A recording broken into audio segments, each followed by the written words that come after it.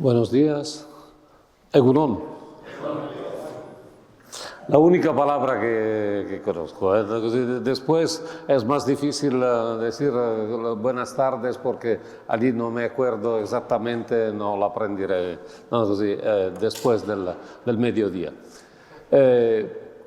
Vamos a hablar un poco de este tema sobre la sinodalidad presentando el documento final, pero un poco en contexto, porque no sé cuánto y cómo desean hablar de sinodalidad y cuánto hablasteis en pasado de sinodalidad, porque es un tema que toca la vida de la Iglesia, toca la vida del presbiterio, toca la vida del obispo, claramente.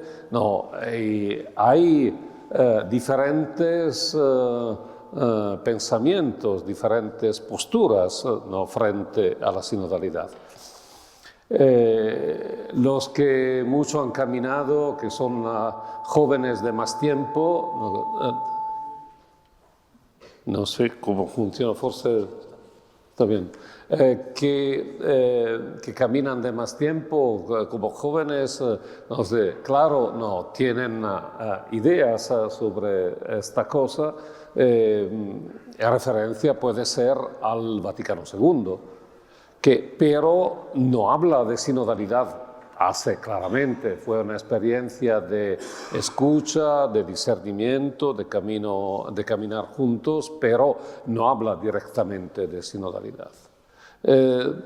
Poco más difícil es para los curas un poco más jóvenes, que se encuentran con una sinodalidad que dicen puede ser una moda. La moda de un papa que deseaban terminase con la muerte del Papa Francisco, esperando en un papa poco más sinodal. Es verdad que este papa habla menos directamente de sinodalidad, pero camina de manera sinodal. Cuando vino a la Secretaría del Sínodo confirmando el proceso sinodal, a la pregunta cómo deseaba desarrollar su pontificado, respondió: yo no voy a decidir nada, sino junto con en una escucha de lo que sea el camino de la Iglesia, de manera que no se divida la Iglesia.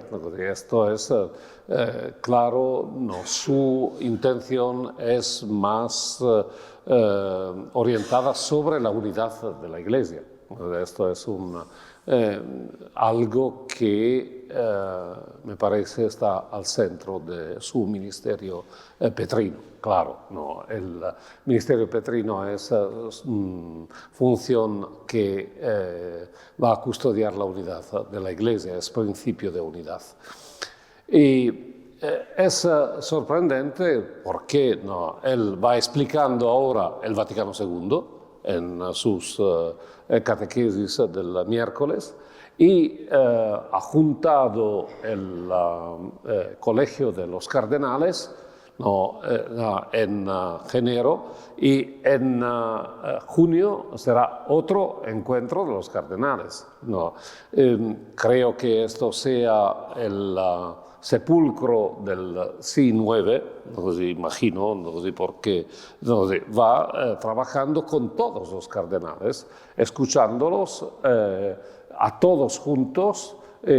También de manera sinodal hicieron la escucha en el espíritu, y después singularmente, de manera que a través de una escucha, del principio de la escucha, pueda guiar a la Iglesia de manera sinodal.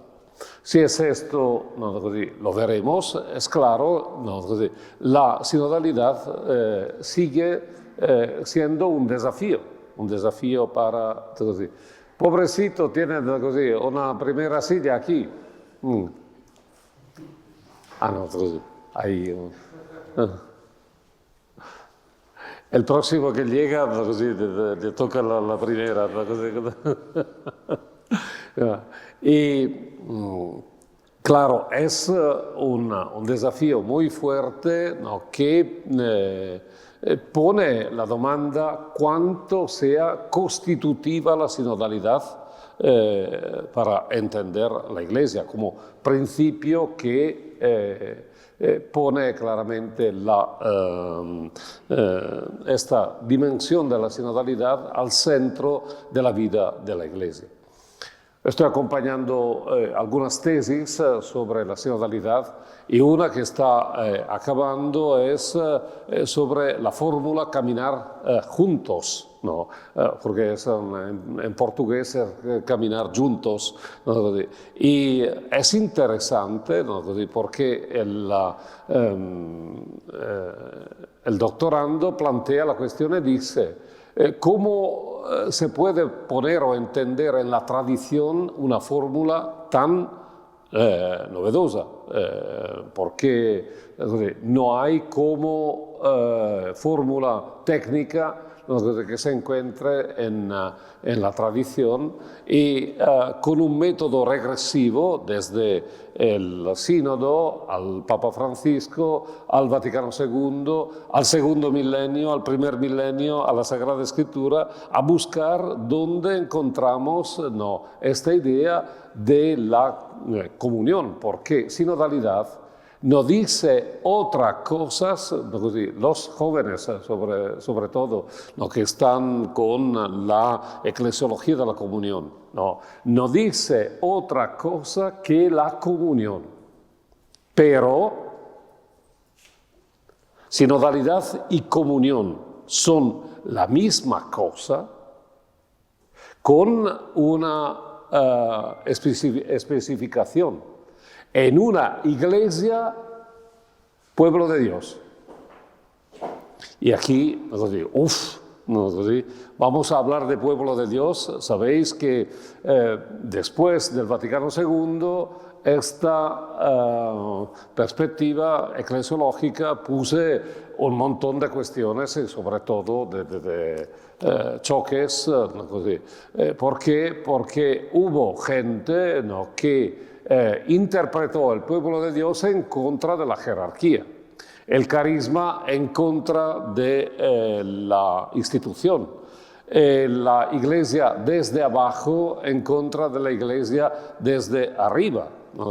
En este sentido, fue un tiempo complicado de la vida de la iglesia donde la aplicación de los decretos del Vaticano II y la implementación, vamos a decir, o la recepción tranquila del Vaticano II, se complicó con esta atmósfera que era de gran choque con una idea que ponía una eclesiología democrática en contra de una eclesiología piramidal, una eclesiología, un poco parlamentarista, si fuese en contra de una eclesiología monárquica.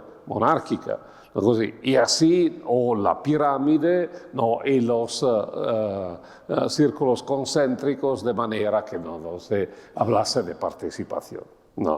Y en este sentido, el tema del pueblo de Dios se cortó como fuese el máximo del peligro por la vida de la Iglesia, sustituyéndolo con la eclesiología de comunión. Sabéis que ya el Código de Derecho Canónico, en la Constitución que lo aprueba, Sacre Legis, no me acuerdo, hay los canonistas aquí, ¿cómo se llama la Constitución? Sacre Disciplina legis, gracias. Mira, así voy individuando los canonistas. Que son peligrosos un poquito. No, vamos a juntar. Y dice que la comunión es uno de los principios que van a arreglar la vida de la Iglesia. Es verdad que la Constitución habla también de la Iglesia, pueblo de Dios, y de la jerarquía como servicio, y pone como segundo el principio de la comunión. Sabemos que después del sínodo extraordinario del 85 se va a escoger el principio de la comunión y se desarrolla una eclesiología de comunión que es sobre todo un poco una centralización, de manera que todos alrededor del obispo de Roma, con una comunión jerárquica, se haga un caminar juntos de todos, porque si todos los fieles están juntos con su obispo, el obispo está en unión con el obispo de Roma, está garantizada la comunión. No me parece que el éxito sea esto. Y así vemos como, sabéis, el nombramiento del Papa Francisco fue porque arreglase el centro institucional de esta eclesiología, que era la curia romana, pidiendo una reforma de la curia romana. Que esta reforma llegase después de más de 10 años es un poco sorprendente. Significa que el centro del ministerio petrino de Papa Francisco fue otro en su intención, y en un primer paso fue la iglesia misionera, la iglesia que sale. Esta iglesia que sale es una iglesia que se pone dentro de la vida del pueblo de Dios en un camino que sea de condivisión y de madurez, de manera que cada uno sea discípulo misionero. Como eclesiólogo tengo un poco es italiano, un poco de prudencia sobre esta idea, porque sabéis que si yo digo a cada uno, tú eres un discípulo misionero, cada uno se mueve según el modelo de iglesia que tiene a sus espaldas o en su corazón. Y así puede ser que tenga una educación o una formación de tipo progresista o de tipo tradicionalista, de tipo carca, aprendí este tipo de così, o de otro tipo, de manera que vamos a replicar siempre el mismo problema dentro de la iglesia. Es interesante que la segunda temporada del ministerio petrino de Papa Francisco es sobre la sinodalidad. Cuando el 17 de diciembre del 2015 pronunció su discurso sobre la Iglesia constitutivamente sinodal, dice, lo que nos dice el Señor que desea es que caminamos juntos, que la sinodalidad sea la perspectiva de la Iglesia del tercer milenio. Es un poco, vamos a decir, impresionante esta división, porque, claro, si tú hablas del tercer milenio, vas a pensar al primer milenio y al segundo milenio. Y es una distinción que, no sé si hay profesores de historia, que pone preguntas, interrogantes, ¿por qué? El primer milenio, ¿cómo fue? Sobre todo, el primer milenio. Vamos, cuando se habla del primer milenio, a hablar de los padres. Y fue una iglesia, decimos, caracterizada sinodalmente. ¿Por qué? Porque empieza de la diversidad, cada comunidad era una iglesia, ¿no? Y camina hacia la unidad, la comunión. Es una eclesiología de comunión donde se va a poner formas de unidad a una realidad muy compleja y muy distinta. Sabéis todos que cada iglesia defendía su identidad con fuerza. ¿Por qué? Porque era la heredad del apóstol fundador. De manera que, no, en este sentido, cada uno decía, no, tenemos una relación directa con el apóstol, a través del apóstol, con el Señor, con la predicación, con el misterio pascual. ¿No? Así, está claro que no, una dispersión tan grande, no, si la predicación misionera de los apóstoles empieza desde Jerusalén y termina aquí, un poco más allá, Finisterre, ¿no? ¿Cómo está en relación los que están en Finisterre con Jerusalén? Es claro que a un movimiento de dispersión corresponde necesariamente un movimiento de unión, de comunión, de unidad. Y así vamos a ver, no, la formación de las sedes metropolitanas, las diócesis, no, los patriarcados. Pero, no, la iglesia del primer milenio no llega a la unidad total, porque no reconoce un principio interior a la iglesia que sea principio de unidad para todos. Porque el principio, ¿cuál es? Claro, teológico es el espíritu, pero institucional, ¿cuál es? Mira, el emperador, y no un obispo. No. Podemos reconocer un primus inter pares, pero no hay uno que sea principio de unidad. Este es el límite, es el drama de la iglesia del primer milenio. Segundo milenio. En una situación de camino de la iglesia, a empezar desde la reforma gregoriana, no, se busca este principio. Con también argumentaciones que son un poco sorprendentes. Mirad, hay iglesias que están de fundación apostólica. Una sola es de fundación divina, porque únicamente a Pedro, no, el Señor dijo, tú eres Pedro y sobre esta piedra fundaré mi iglesia. Y es la iglesia de Roma.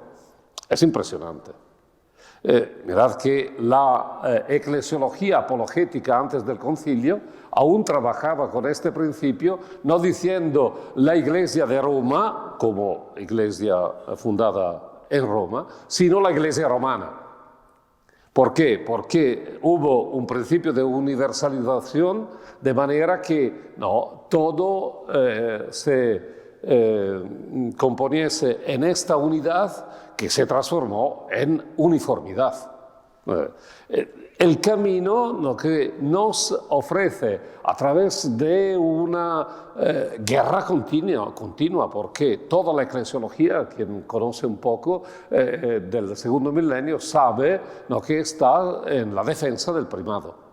Llegando al Vaticano I,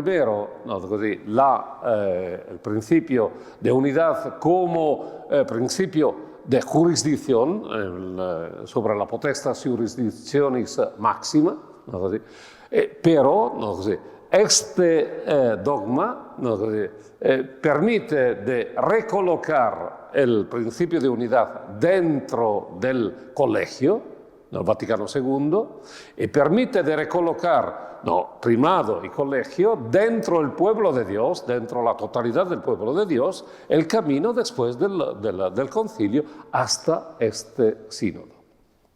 Y así, cuando el Papa llega a proponer este principio de la sinodalidad y a leer toda la historia de la Iglesia a la luz de la sinodalidad, dice, bien, vamos a ver, en los sínodos únicamente los obispos hablaron y no todo el colegio, porque eran representantes, un corpus episcoporum que hablaba en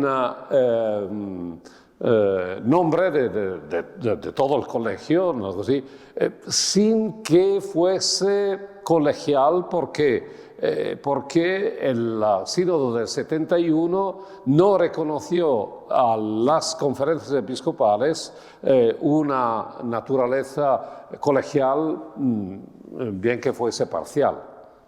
Y así había únicamente presencia de obispos que hablaban porque estaban nombrados de las conferencias episcopales, pero sin capacidad colegial. La idea de Pablo VI era una consecución entre obispo, conferencias episcopales y participación a la Iglesia universal. Cortando esta perspectiva, claro, hoy las conferencias episcopales tienen una debilidad increíble a nivel teológico, que el proceso sinodal restituyó con la capacidad del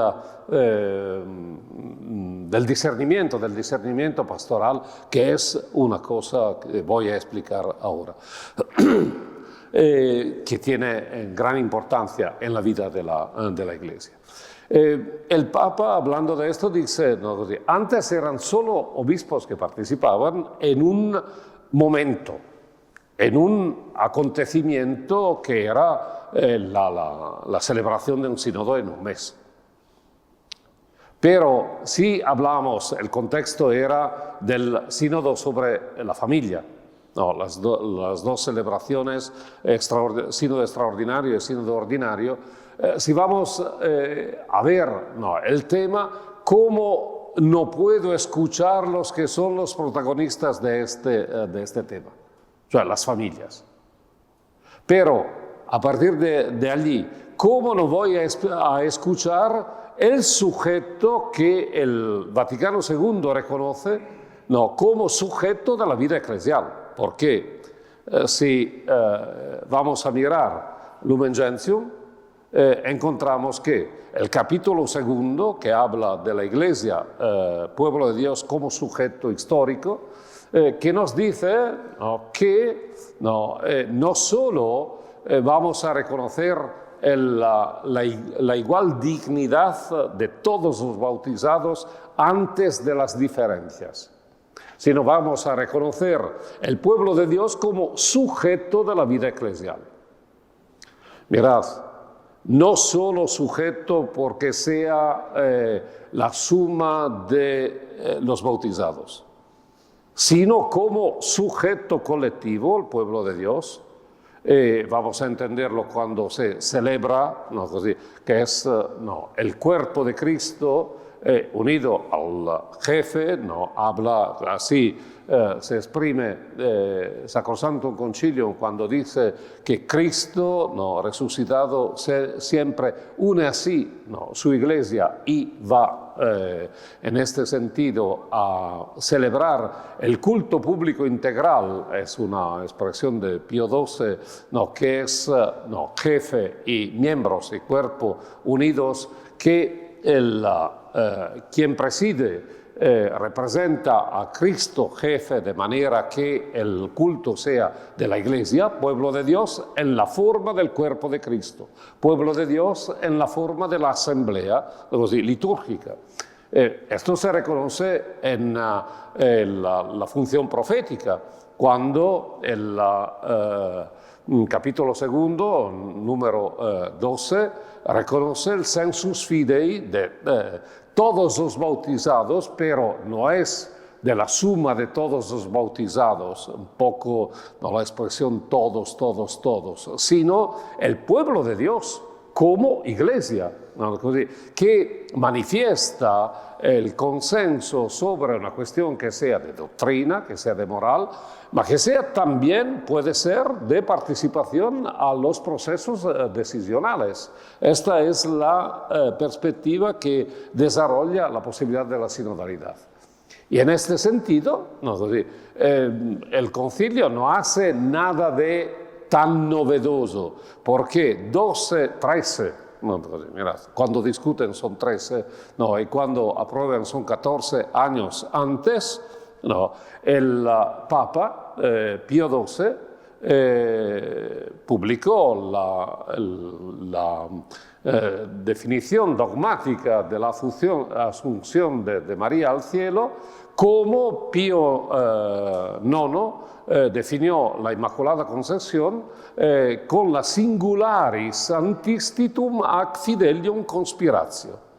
Singularis conspiratio es fórmula agustina, ¿no? que el Papa con la escuela romana de los jesuítica de Roma recoge, ¿no? Y dice, no, el consenso de todos los que creen es infallibilis incredendo.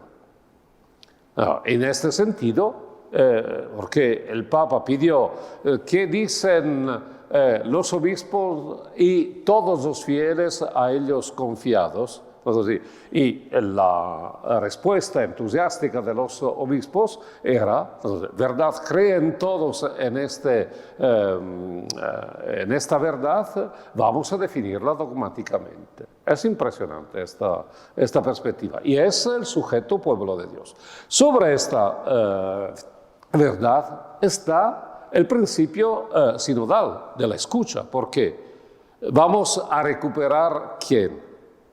Una escucha, no, de los que han recibido el Espíritu. Otro presupuesto, no. Es muy simple. El Vaticano II recuperó la participación del Espíritu a la vida de la Iglesia. En la teología latina, sabéis, no, el Espíritu estaba claro dentro de la Trinidad y dentro de todas las reflexiones sobre la Trinidad, las relaciones subsistentes, lo que sea, no, todo el discurso entre unidad y Trinidad de Dios. Pero no se hablaba de la presencia del Espíritu en la vida de la Iglesia. ¿Por qué? Porque había un problema. Cuando contestando y peleándose con el primado, porque pidió de hacer la guerra en contra del emperador. ¿En nombre de qué? De una vida de iglesia, no, más pobre, más participada, no, todo eso. Y después llega a poner, no, una concentración de poder increíble. Todos que van, los espirituales, van poniéndose en contra del... tengo siempre que traducir en mi cabeza contestando, ma contestando en castellano es responder, ¿no? Così, en italiano es pelearse en contra de... ¿no? Si voy diciendo contestando es en este sentido, ¿no? En contra de la jerarquía, la iglesia institucional y la iglesia espiritual. Y así van a cortar no solo la iglesia espiritual, sino también el espíritu, que está, no, en su lugar como principio para los místicos. No, y también en España los místicos no, conocieron un poco de riesgos, también la Santa Teresa, también el Juan de la Cruz, todo esto. Se canceló casi totalmente la pneumatología eclesial. Y el espíritu que tarea tenía, ¿no? de ser el asistente de la infalibilidad del Papa. Es un poco complicada. El Vaticano II recupera, no, la pneumatología. El número 4 de Lumen Gentium es el primer balbuceo, perdonen la expresión, de una pneumatología católica eclesial. Nosotros vamos recuperando una eclesiología pneumatológica. En Oriente hay una pneumatología eclesial. Entonces, es interesante y con la explicación que con el tercer artículo del credo, todo lo que sigue, sobre todo las afirmaciones sobre la Iglesia, es todo eclesial. En este sentido, la recuperación del Espíritu determina que todos los que han recibido el Espíritu hay que escucharlos. ¿Y cómo hacemos? Todos, o los sujetos. ¿Y los sujetos cuáles son? El pueblo de Dios, sujeto del sensus fidei. Los pastores, sujeto del discernimiento eclesial. En una circularidad fecunda, donde la escucha del pueblo de Dios pone la dimensión profética, porque Lumen Gentium 12 dice: el pueblo de Dios participa a la función profética de Cristo. Y después se explica el sensus fidei. Después se explica también la cuestión de los carismas, pero los carismas se refieren al singulo miembro del cuerpo de Cristo, que recibe el don del Espíritu por el vantaje de todo el cuerpo de Cristo. El sensus fidei se refiere a la totalidad del pueblo de Dios, que es sujeto.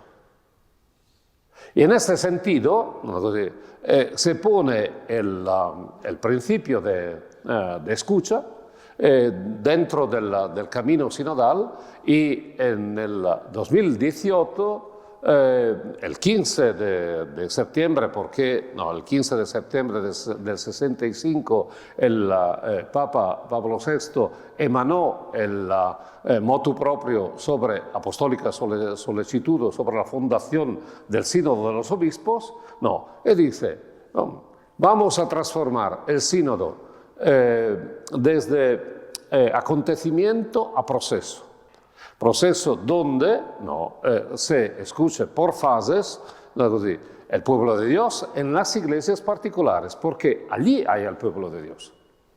El pueblo de Dios con todos los que pertenecen a una iglesia. Se puede escuchar la dimensión del sensus fidei, de manera que, escuchando esta función profética, los pastores puedan hacer o aplicar el principio del discernimiento, viendo a través de la escucha el uno del otro, de los sujetos, donde nos guía el Espíritu. Porque la Iglesia sinodal, dice el Papa Francisco en el discurso del 2015, es una iglesia de la escucha, donde los sujetos, pueblo de Dios, colegio episcopal, obispo de Roma, se escuchan el uno con el otro, de manera que escuchándose puedan escuchar lo que el Espíritu dice a la Iglesia. Claro, una recuperación pneumatológica pone el Espíritu como guía de la Iglesia hacia el reino. Mirad, hay gente que se ríe y dice: pero tenemos la verdad, sabemos todo, tenemos todo arreglado y tenemos el Papa, ¿qué es esta cosa? Es verdad que sabemos la meta. Yo soy hombre de montaña y conozco todos los desafíos de la montaña. Y puedo decir, cuando voy pretendiendo de enseñar a los niños cómo se camina en montaña, que hay un montón de senderos, de vías, de caminos para llegar a la meta. Pero, ¿cuál es el mejor?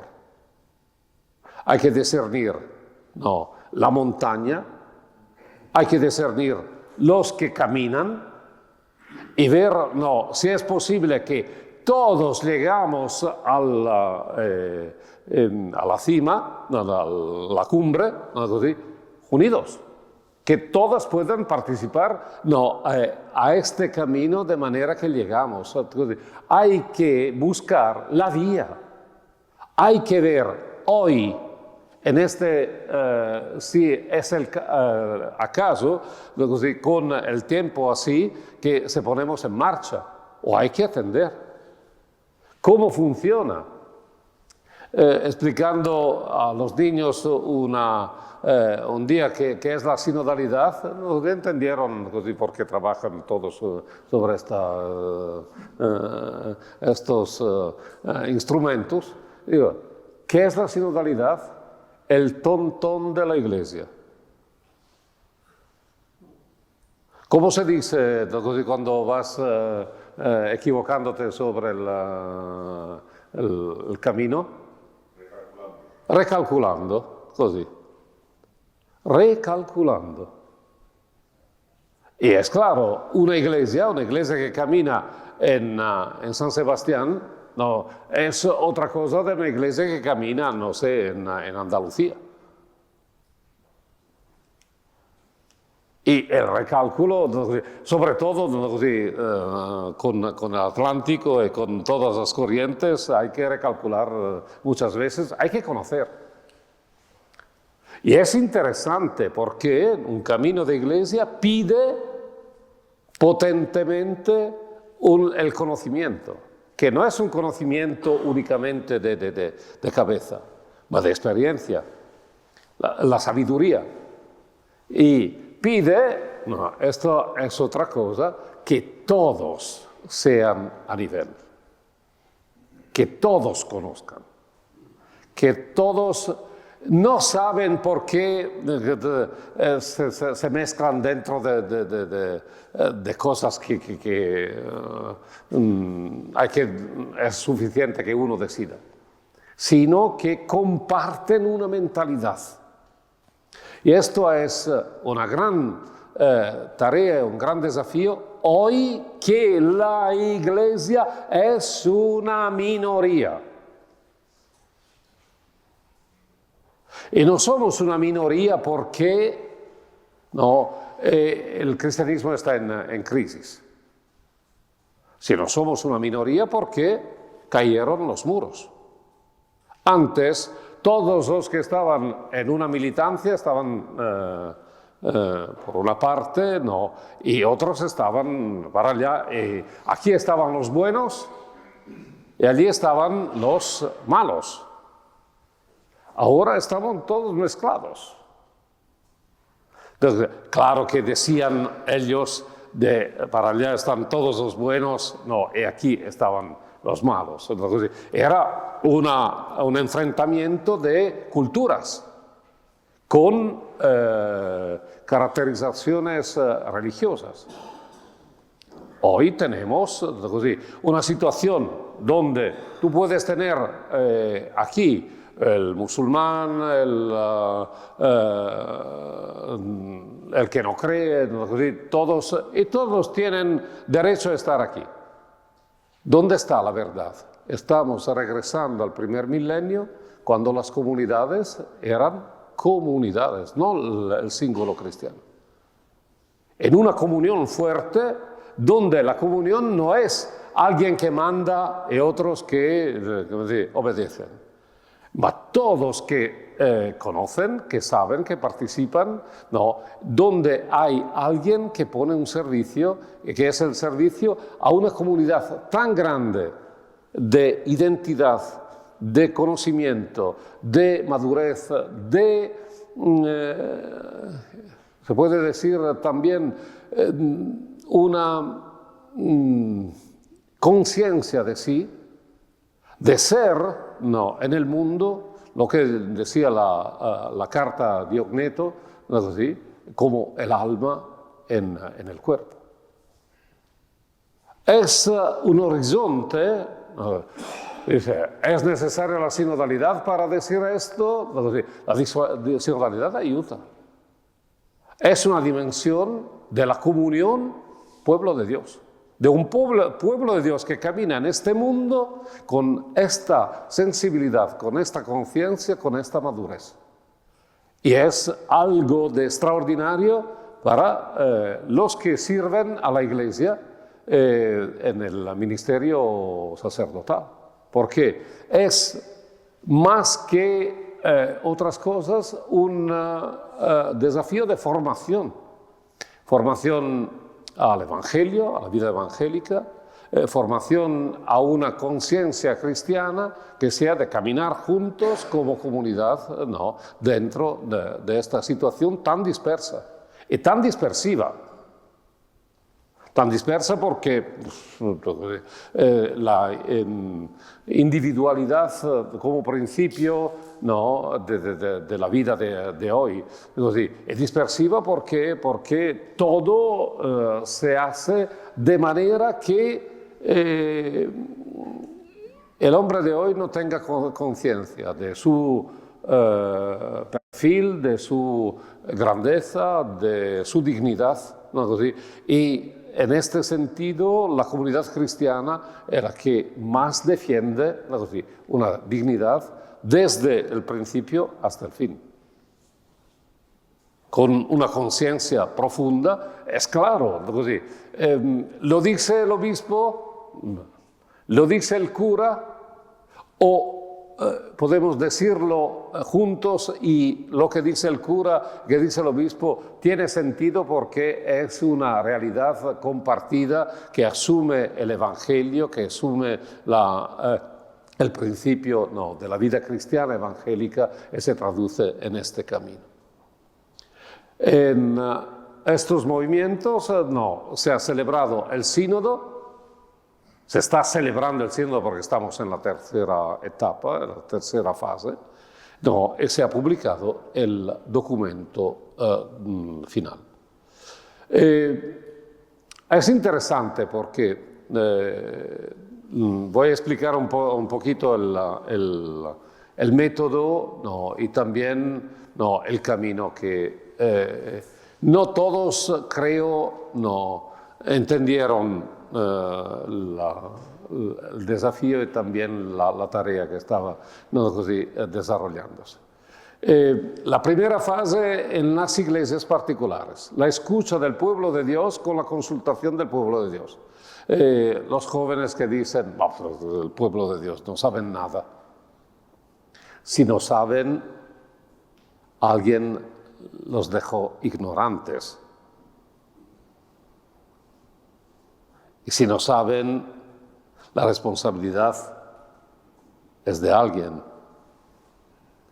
No vamos a decir o utilizar argumentaciones, ¿no?, que son un poco como la zappa sui piedi, ¿no?, no sé cómo se traduce. Porque es evidente. No vienen. Così, sì, però che grande, che hombre sinodal. Es un hombre sinodal.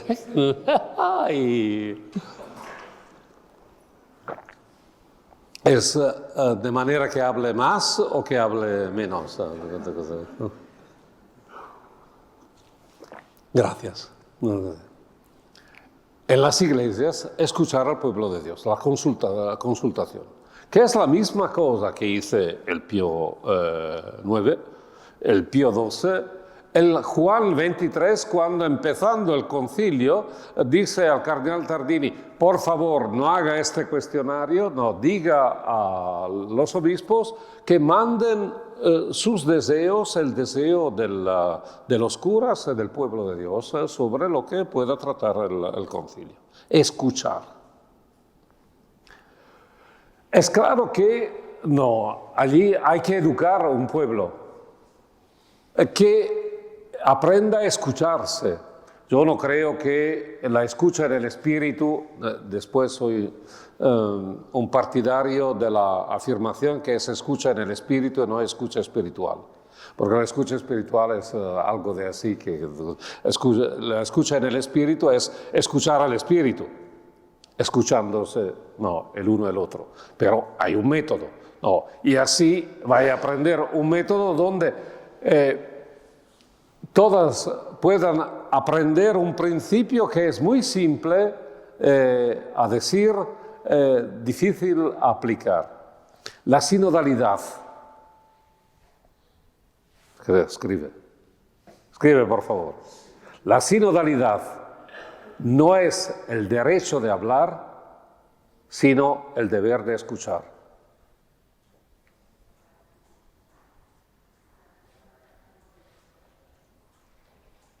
¿Sería suficiente esta cosa? No, esa es una revolución en la Iglesia.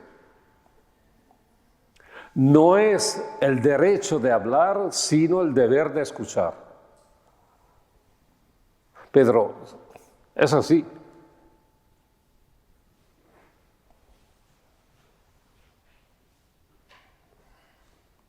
Y educar a todos a escucharse es educarse a sí mismos a esta capacidad. Y si me llaman en un seminario y voy a explicar la tarea de la sinodalidad, y un seminarista de pronto al diaconado me responde, ¿y que estamos aquí a hacer qué? No, sí, no puedo mandar. ¿Qué es el problema?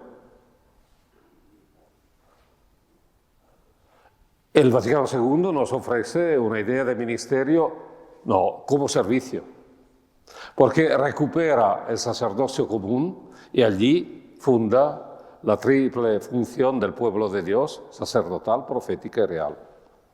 Si después tenéis juntas la profética y la real, sacerdotal y profética real, las dos. Y ponen juntos, con una distinción, claro, no es el ministerio sacerdotal, simplemente una intensificación y una representación desde abajo, porque hay necesidad de representar a Cristo jefe, pero en una circularidad, en una relación vinculante, de manera que siempre cuando hay la dimensión profética, la escucha es escucha del pueblo de Dios, es discernimiento sobre lo que sale del pueblo de Dios. Estará siempre el que habla más, el que grita más, el que pretende más.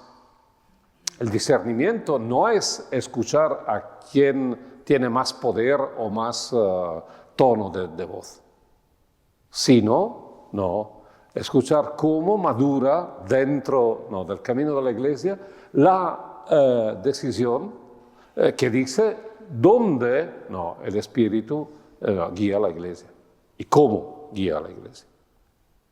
En este sentido, la escucha, después diciendo el documento preparatorio, yo decía,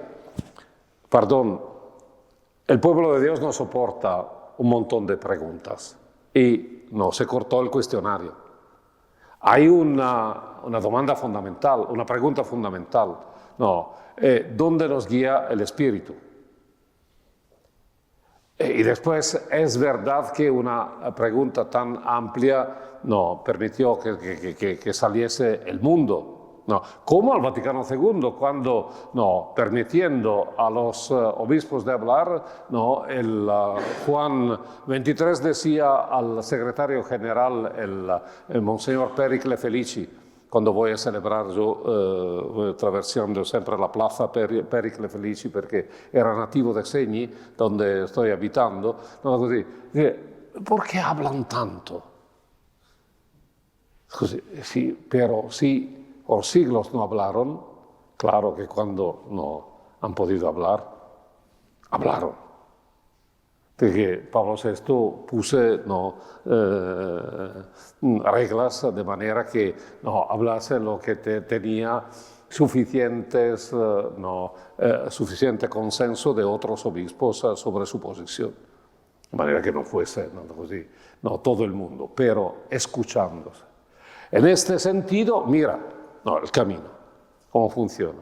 De allí el pasaje de las contribuciones diocesanas a la conferencia episcopal.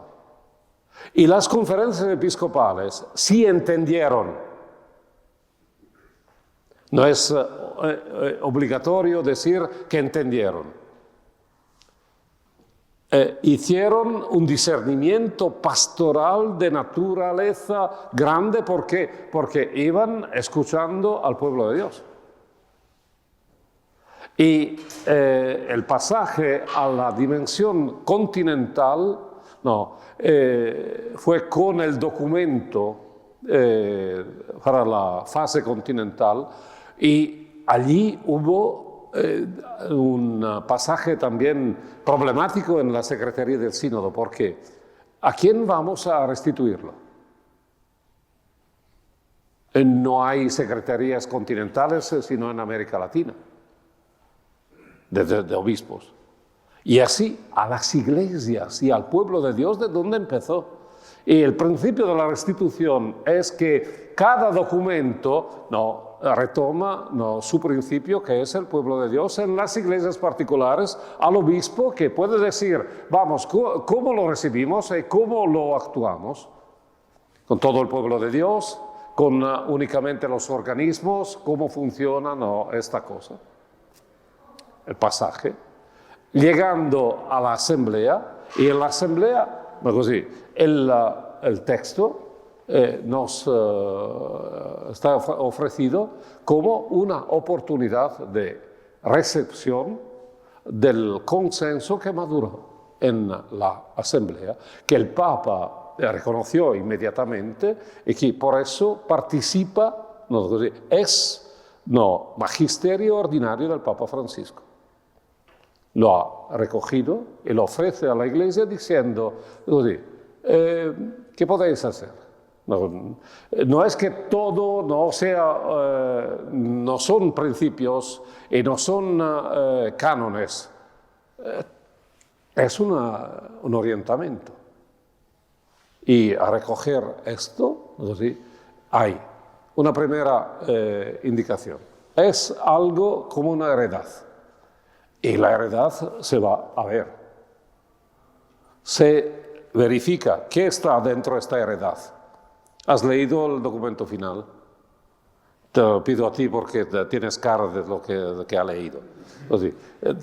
En un curso a los formadores me han pedido, hay en la Gregoriana la escuela de formadores, eran 60, y me piden dimensión eclesiológica, un workshop que puedes hacer, una relectura con la perspectiva de la formación del documento final. Primera pregunta, ¿cuántos han leído? Uno y más o menos. Y serán formadores que van a formar.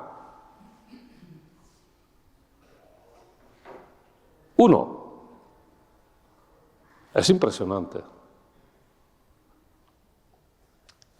Casi que, allí se demostraba que la sinodalidad es una tontería del Papa Francisco.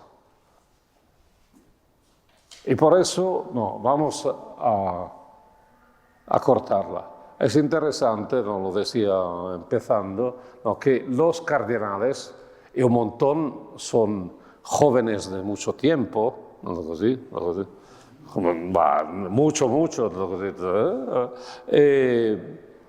escogieron entre cuatro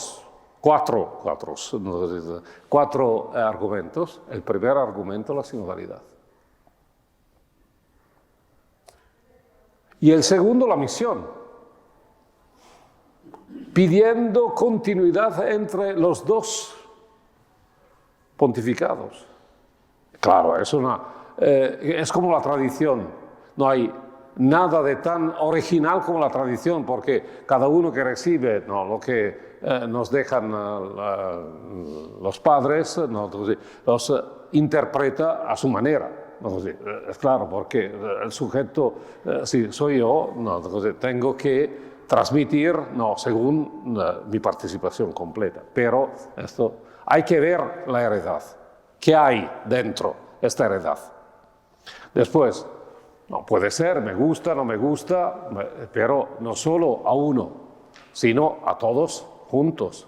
Lo que sea que sale. El segundo, digo tres, Pedro, es verdad, tengo que terminar.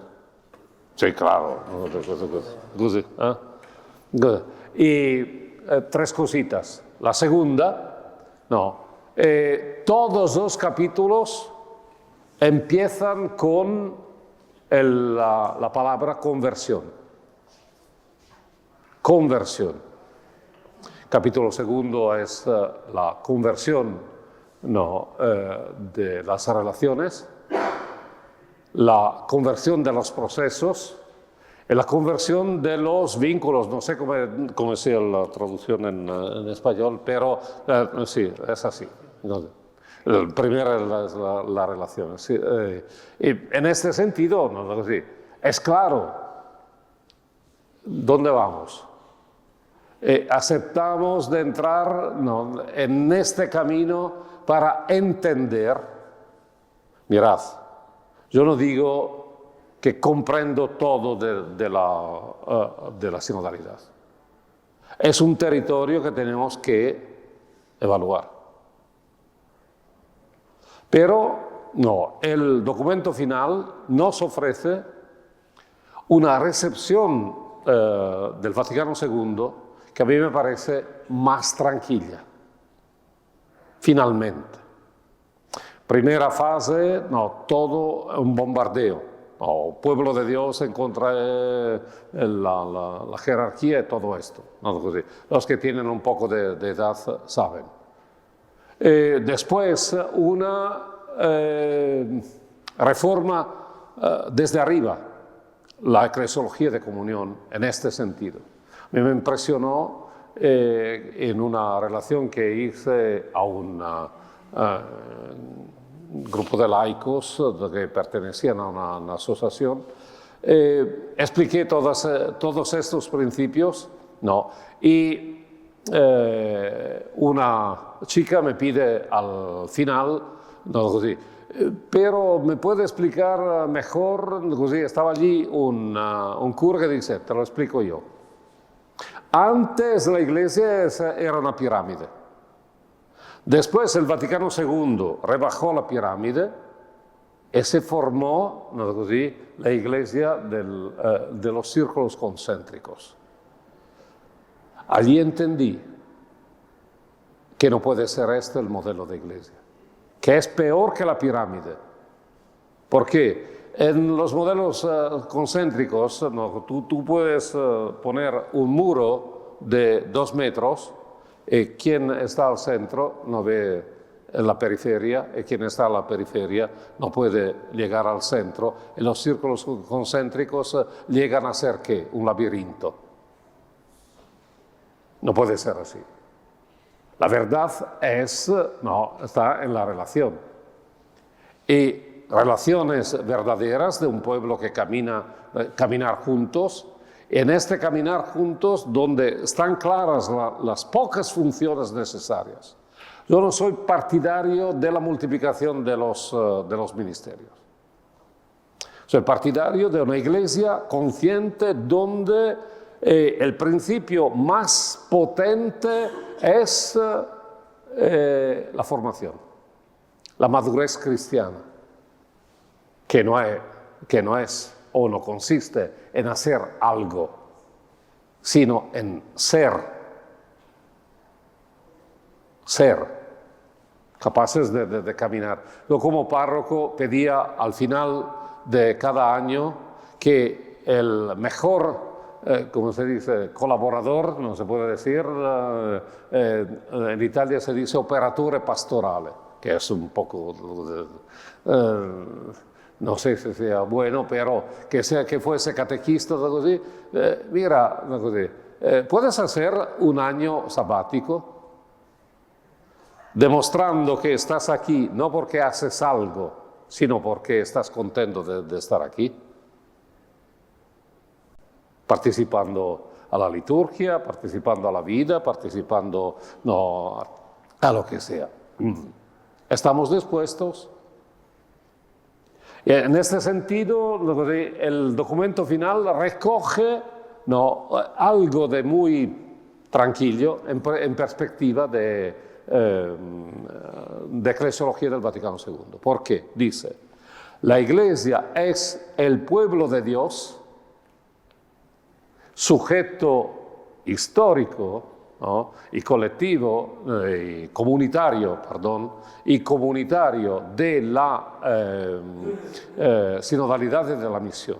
Y este pueblo de Dios, communio fidelium, siempre está en la forma de la communio ecclesiarum, que se expresa en la communio episcoporum, ofreciendo una interpretación del principio de unidad de la Iglesia, del Papa, del Obispo de Roma, como principio de unidad de todos los fieles, de todas las iglesias, de todos los obispos. En este sentido, es de una simplicidad increíble, porque pueblo de Dios, que entró al Concilio Vaticano II trámite los canonistas, porque decían, es el principio que más puede sustituir la concepción de cetus, de corpus, de societas, de compago, todo esto. Es un sujeto histórico, es la gente, es todos los bautizados que tienen esta dignidad. De este pueblo se puede decir, todo lo que se dice de la Iglesia. Es el cuerpo de Cristo, es la esposa, es el templo, es el sacramento, es la comunión, todas las imágenes, todos los conceptos o las categorías eclesiológicas, todas las dimensiones. Y la sinodalidad es una dimensión de la Iglesia, pueblo de Dios, el caminar juntos. Es muy simple. Todo esto es el fundamento del documento final, que después explica cómo esto funciona en las iglesias, cómo funciona en las relaciones entre pueblo de Dios, obispo y será objeto de nuestra reflexión después, cómo funcionan estas relaciones, cómo entre iglesias hay una comunión, el caminar, cada iglesia según su identidad, según su espiritualidad, porque hay un perfil de cada iglesia, de manera que una iglesia viva es un don para todas las iglesias según el principio del intercambio de dones. Y así todo esto se puede hacer dentro de esta historia en una iglesia que tiene memoria de su origen y del Evangelio, que tiene tensión hacia el reino, donde nos espera, todos los que nos precedieron, la iglesia del cielo, bajo la luz del Espíritu que el resucitado siempre nos dona, de manera que podamos caminar según la voluntad de Dios, según el Evangelio, según el impulso que nos da el Espíritu. Gracias. En toda esta presentación del principio sinodal, de la dimensión sinodal de la Iglesia y de cómo se desarrolla el proceso sinodal, voy un poco a explicar cómo se entiende la Iglesia particular, cada Iglesia particular dentro de esta perspectiva. Claro, cada Iglesia está involucrada en el proceso sinodal de la Iglesia universal. Pero esto ¿por qué? Porque cada iglesia puede hacer poner en marcha la sinodalidad cada vez que desea, con un sínodo diocesano, con el proceso de su vida, tiene organismos que son claramente sinodales, el Consejo Presbiteral, el Consejo Pastoral Diocesano, son organismos que afectan a una dimensión sinodal de la Iglesia. No es la primera vez que la Iglesia hace sinodalidad. No. Es verdad que cuando se puso en marcha todo este sistema de los organismos de participación, los canonistas, porque son los canonistas, pusieron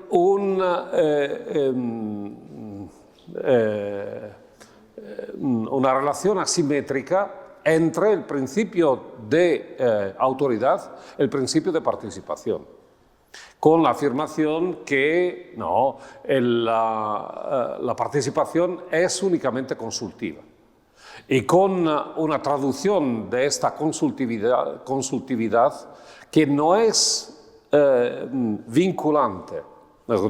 La escucha del Espíritu, de manera que un consenso pone el obligo, el Papa y el Obispo tiene que tener en cuenta.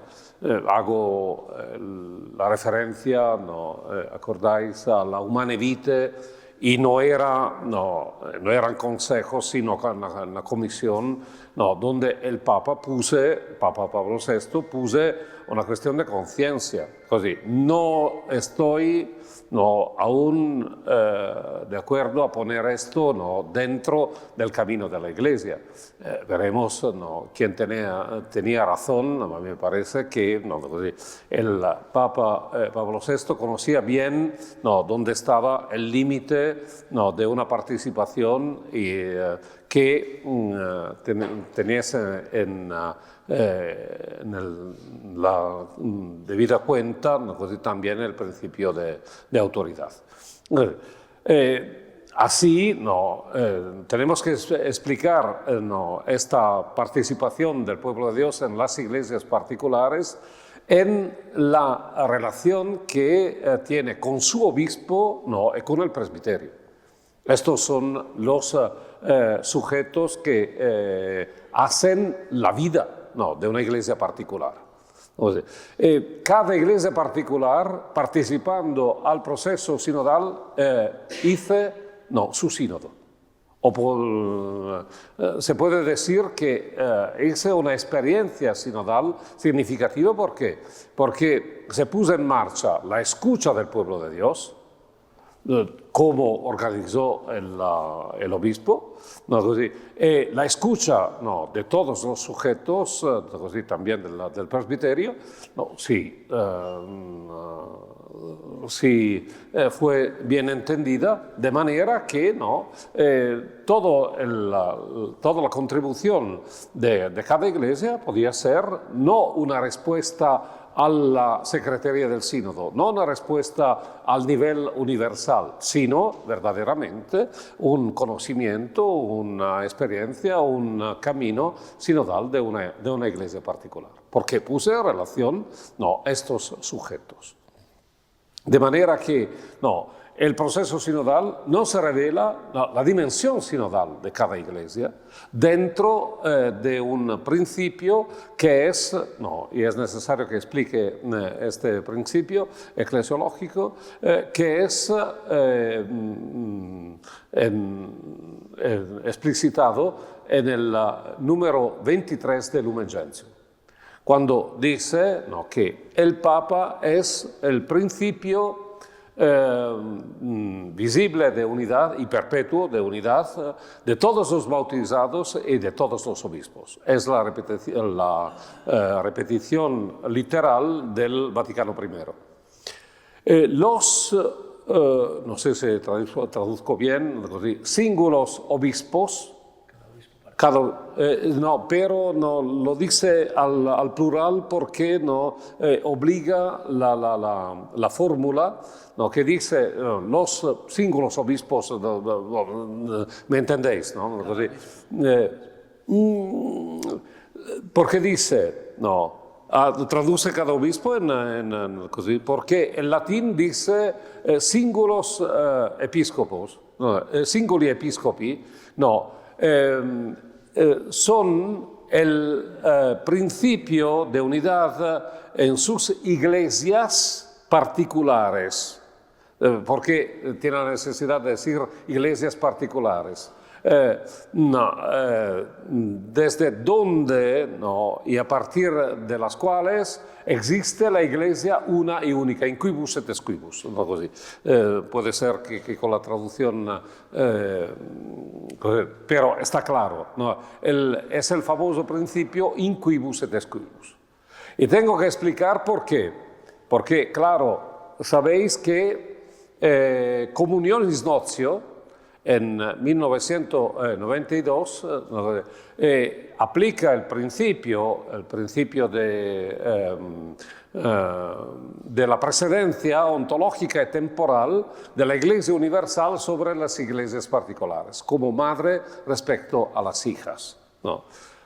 Es claro que es la perspectiva de Joseph Ratzinger, después Benedicto XVI, y me acuerdo aún el día que el profesor Pieninot, saliendo de la biblioteca de la Gregoriana, triunfante, dice, encontré una cita de Ratzinger que dice, Ich bin platonisch. No, yo soy platónico, così. Así, el mundo de las ideas, la Iglesia Universal, el mundo de la aplicación concreta, el mundo de las iglesias particulares. Lo que sea, es interesante que la Carta de la Congregación para la Doctrina de la Fe hace esta afirmación, pero cuando llega a explicar el texto del concilio, del Lumen Gentium 23, dice con evidencia la afirmación que la Iglesia existe desde las iglesias, hay que interpretarla también con la afirmación correlativa que las iglesias existen desde y a partir de la Iglesia Universal. Es interesante porque la interpretación de esta afirmación dice la Iglesia sería la Iglesia Universal y las otras hubo una tendencia a decir vamos a hablar de las diócesis como provincias administrativas, algo de así únicamente arreglado por el derecho canónico. No, porque la afirmación es verdaderamente un progreso en la dimensión teológica de la Iglesia particular. ¿Por qué? Hago no sé, no tengo. Siempre pido a mis alumnos, si tienen monedas de 2 euros, una la tengo. No. ¿Tú tienes monedas de 2 euros? No, mira, si tiene, es un cura pobre, como di, 2 euros. Così. Gracias. Vemos de dónde es. Esto es española. Es la cabeza de no sé quién. Esta es alemana. Esta será, no sé, que sea così. No, es italiana porque es la educatrice. Sí. Mira, aquí, siempre digo, aquí son iguales. ¿Cuánto vale? ¿Esto? Aquí son diferentes. ¿Cuánto vale? Son diferentes. ¿Cuánto vale? ¿Esto? 2 euros. Pero si esto es alemán vale más. porque la economía ahora está un poco en crisis, ¿no? La economía alemana, così también toda Europa, pero hacen un montón de cosas que España está caminando con el 4% no. Ah, sí, così. Por eso, a decir, no, hay igualdad y diferencia. Eso digo, no, universal y particular y universal. Si tú, Pedro, empiezas, porque no estás aquí enraizado del particular, no puedes olvidar el universal.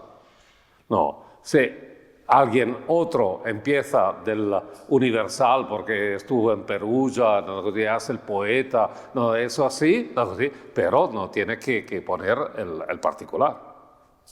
No, siempre en relación, porque no puedo pensar que voy cortando, porque esto es universal, esto es particular, voy cortando, no, el diácono dice, esto no es necesario, voy cortando la mitad particular, y tú vas a comprar el café, no, te lo dan sobre la cabeza, te dicen, no está válido.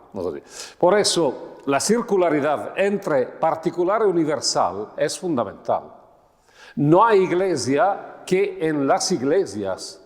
Y las iglesias no son iglesias que en la comunión de las iglesias. No, sería secta diferentemente. Si hay esta circularidad, no, en esta circularidad hay el principio de la sinodalidad. ¿Por qué? ¿Dónde empieza? ¿Dónde está el pueblo de Dios? Está en las iglesias. ¿Y por qué está en las iglesias? Es interesante, ¿no? Porque cuando se trató de aplicar la Episcopalis Communio, la constitución apostólica sobre el sínodo, que transformaba desde acontecimiento en proceso y poner en marcha el proceso, la idea era clara, ¿no? Vamos a escuchar las iglesias particulares, el pueblo de Dios en las iglesias particulares, así, no, todos los que pertenecen a órdenes, a congregaciones, a movimientos, harán su sinodalidad, no, porque están allí como los que participan de manera más consciente, porque están también más formados, ¿no? en un proceso sinodal que permite que todos los que pertenecen al pueblo de Dios, que sean, porque son bautizados, no, parece que los curas son bautizados, parece que los religiosos son bautizados, ¿no? Participen en una escucha, ¿no? De manera que el pueblo de Dios sea el sujeto de esta consulta o consultación que se dice. En este sentido es muy interesante porque vamos a poner en marcha un principio de la escucha donde no te olvides, la sinodalidad no es el derecho de hablar, sino el deber de escuchar, y escuchándose emerge lo que el Espíritu dice, no solo a la iglesia genéricamente, sino a la iglesia aquí, esta iglesia. ¿Por qué? Christus Dominus 11. La diócesis es una, y voy a cortar una, sino la Portio Populi Dei, confiada a voy a cortar al obispo, de manera que sea clara la relación. Hay esta Portio Populi Dei y hay este obispo. No es un principio genérico, rodeado de su presbiterio, de manera que uniéndola, convocándola, en el Espíritu Santo, mediante el Evangelio y la Eucaristía, sea verdaderamente una iglesia particular donde está presente y actúa la Iglesia de Cristo, una santa católica y apostólica. Es impresionante. Es decir, es la iglesia en un lugar, en este lugar, que habla euskera. No, que uno llega de Roma y dice, ¿dónde estoy? ¿Cómo es esta? Pero, claro, ¿y es secta? No, es una riqueza. No, la riqueza de la lengua dice también la riqueza de una traducción del Evangelio.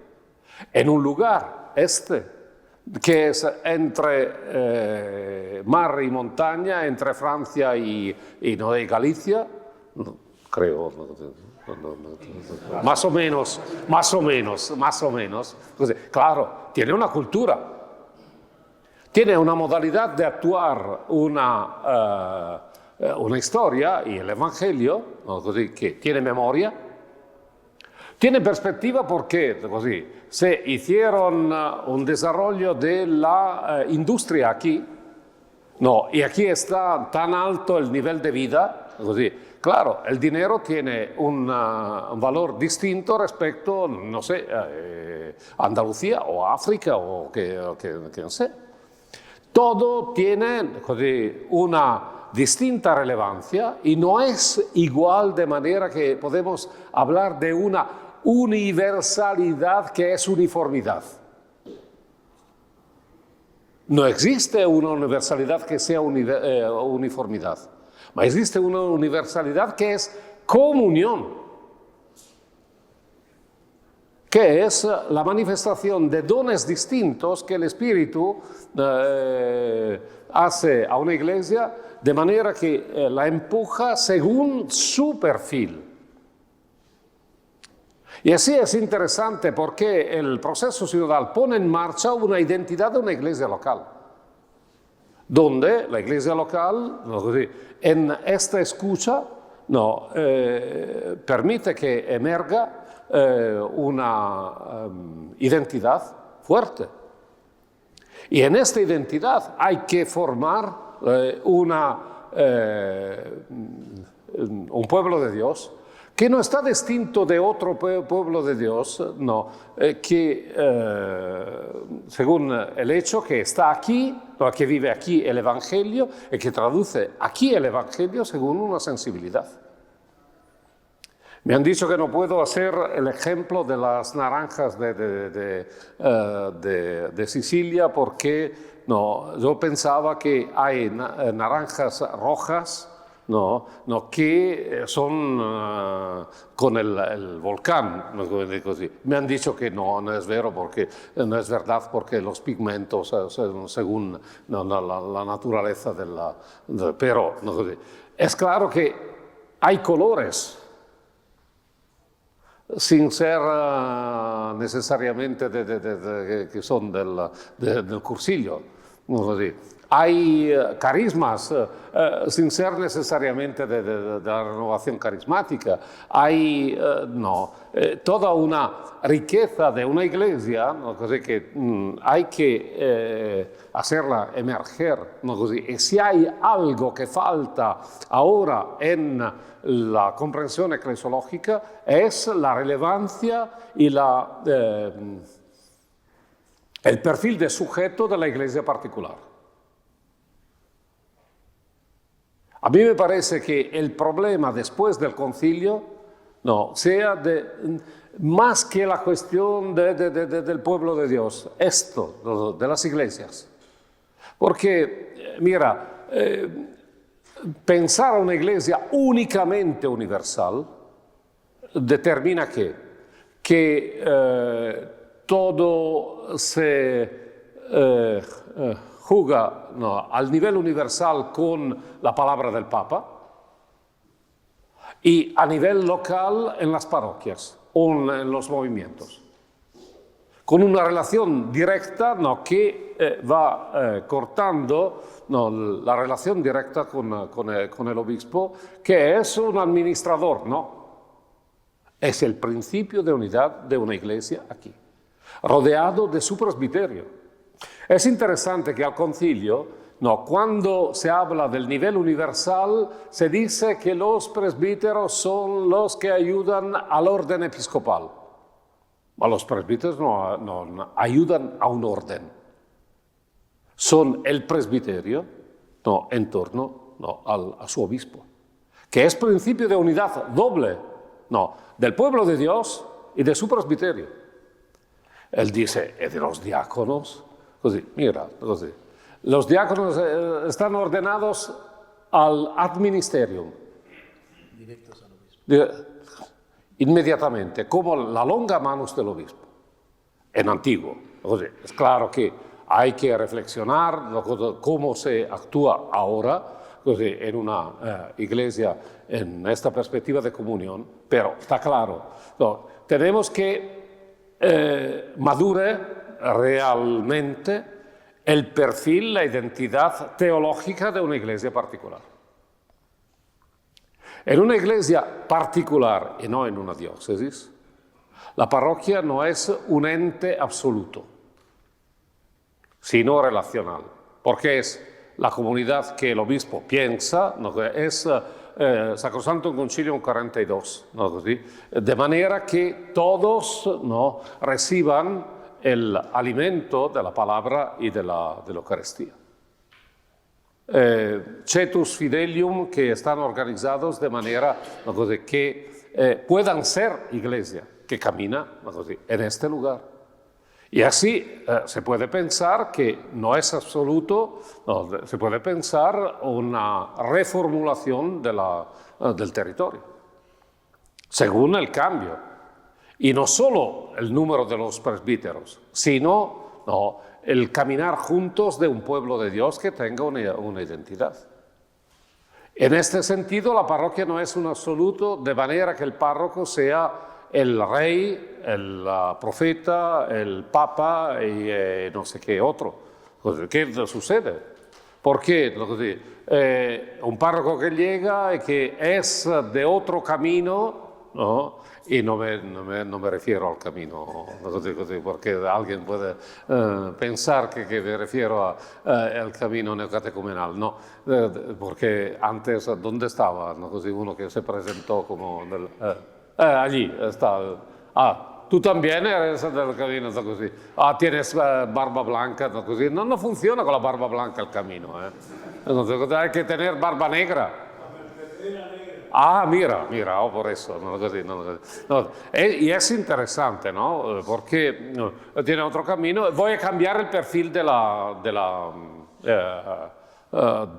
parroquia. El pueblo de Dios es un sujeto vivo y sufre cuando hacemos cambios violentos.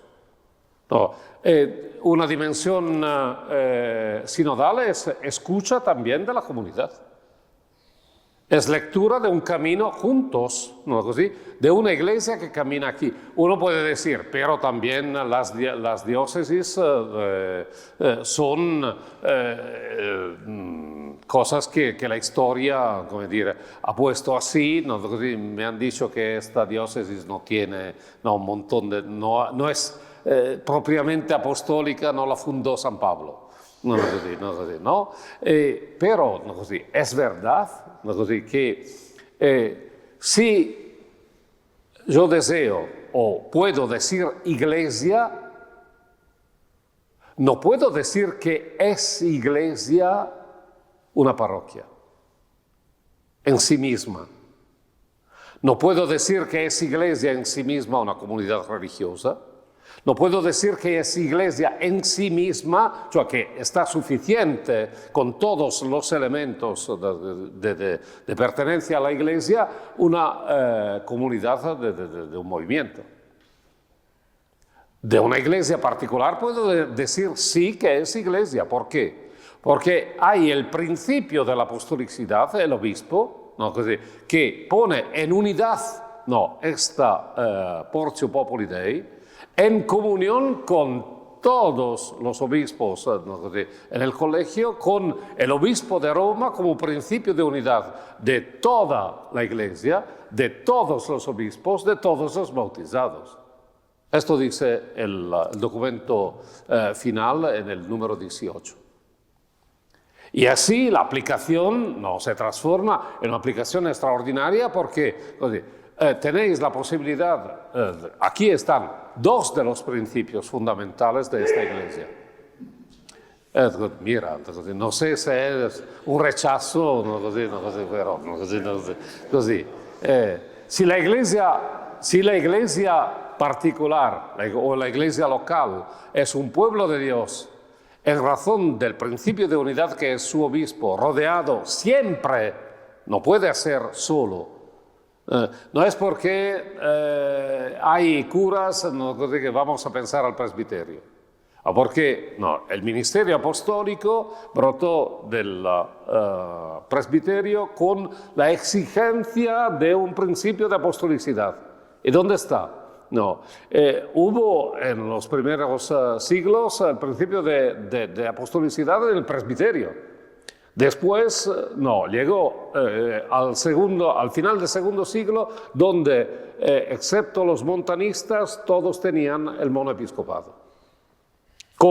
Pero el obispo con su presbiterio, siempre. El presbiterio siempre con el obispo. Hay una relación fundamental.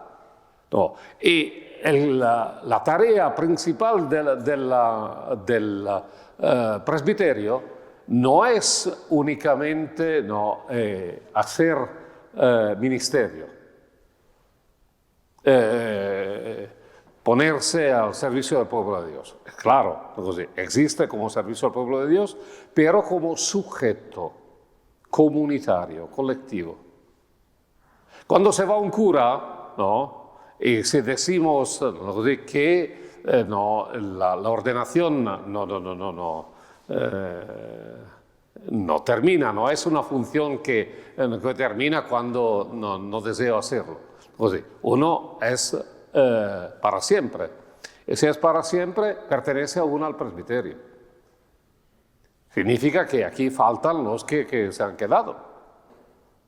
Y no porque se han quedado porque están en el cielo, allí pertenecen de manera santa al presbiterio. Y esto es un sujeto que sufre la historia, es un sujeto comunitario, histórico, que tiene su función fundamental. El obispo como el principio de unidad de la iglesia, que manifiesta esta iglesia fuera. No sé cómo se diga en latín, episcopus San Sebastianensis, que es interesante. Pero en la tradición latina no se dice el nombre de la ciudad, sino el nombre del pueblo. O el adjetivo que dice, no la referencia a la ciudad. Porque esto, no sé si el episcopado vas a transferirlo no sé dónde, no cambia la idea. Es un pueblo. Es este pueblo, hombres y mujeres, niños y viejos, que tienen en el obispo el principio de unidad. Es impresionante. Es algo de extraordinario. Porque están las relaciones. Y el obispo es principio de unidad apostólica. El presbiterio es principio de unidad, diría, a nivel de la memoria. Es el sujeto que más mantiene, claro, en comunión con el obispo, la identidad de esta iglesia, que el pueblo de Dios como sujeto vive y transmite. Es claro que, vamos a decir, este sujeto, pueblo de Dios, en este momento, como todo en Europa, tiene problemas de fecundidad. Tiene problemas de vida. Si en las familias faltan hijos, son más perros que hijos.